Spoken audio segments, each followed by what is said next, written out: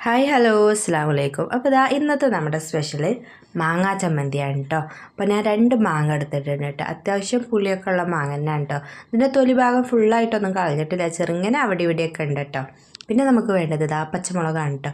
പച്ചമുളക് ഇതൊന്നും പോരാ കേട്ടോ, ഇതിൽക്കൊരു 4 മുളക് കൂടെ എക്സ്ട്രാ ചേർത്ത് കൊടുക്കണം. അത്യാവശ്യം നല്ല എരിവിലാണ് കേട്ടോ ഞാൻ ചമ്മന്തി ഉണ്ടാക്കുക. ഞാൻ എപ്പോഴൊന്നും ചമ്മന്തി ഉണ്ടാക്കില്ല, ഉണ്ടാക്കുമ്പോൾ നല്ല ചൊടിയിൽ തന്നെ ഞാൻ ഉണ്ടാക്കും കേട്ടോ.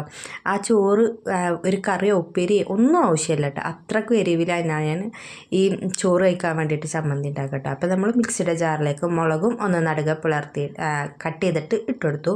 പിന്നെ നമുക്ക് ആവശ്യത്തിന് ഉപ്പ് ചേർത്ത് കൊടുക്കാം കേട്ടോ.